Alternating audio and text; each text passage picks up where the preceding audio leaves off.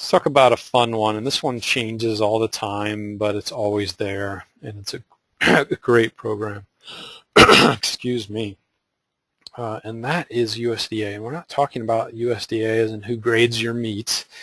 We're talking about rural financing or the Rural Housing Service. So part of USDA's charter is to help banks improve financing in the rural areas, the non-suburban, non-urban areas in this country. So it provides 100% financing, zero down at the time of this recording in this live webinar. We are at a 2% guarantee fee, which is financed back to the loan. It has a significantly lower monthly fee, or MI. We don't call it mortgage insurance. It is paid monthly for the entire life of the loan. But right now it's 0.4%, which is roughly a third of what FHA charges.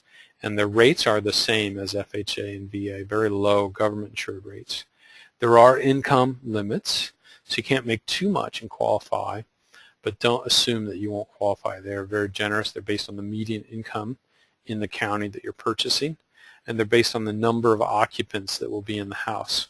So if you're living in the house and you've got 2 kids, you've got 4 occupants, let's say grandma lives with you too, well, we count her income in the income limits, but maybe not for qualifying. Maybe we don't put her on the loan, but grandma would count as the 5th occupant, for instance.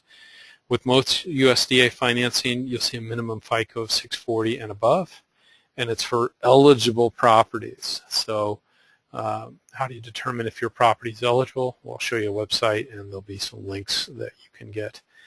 So it's going to be outside the urban core, outside the major highways, but you'd be surprised how close you can be and still be USDA eligible.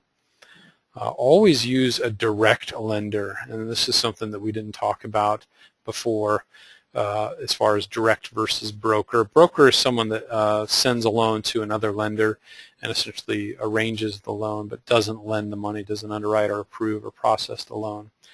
A direct lender is someone that actually makes the loan at the end of the day. So always use a direct lender for USDA. There's certain niche loan programs that are a little unusual that you don't want a broker that has no control doing it, and one of them is USDA. Just going to take twice as long, and they're going to mess it up on occasion.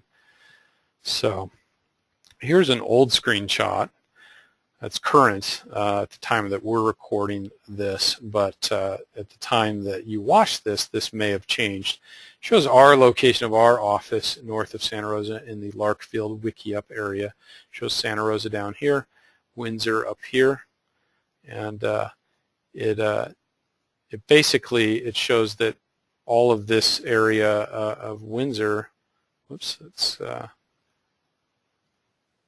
is eligible, all right, and there are certain demarcations. So this system allows you to click on property eligibility, click on single-family residence, right here, and basically type in an address and get an immediate feedback as to whether it should be eligible.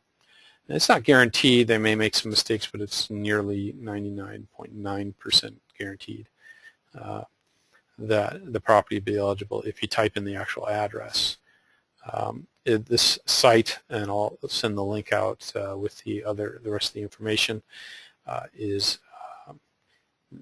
does have income eligibility information as well. So you can type in the number of occupants and the amount of monthly income and find out what the current median income limit is for, and you're going to look for the guaranteed home loan program. There's something in there called the direct program that we don't want. So we don't want direct, we want guaranteed.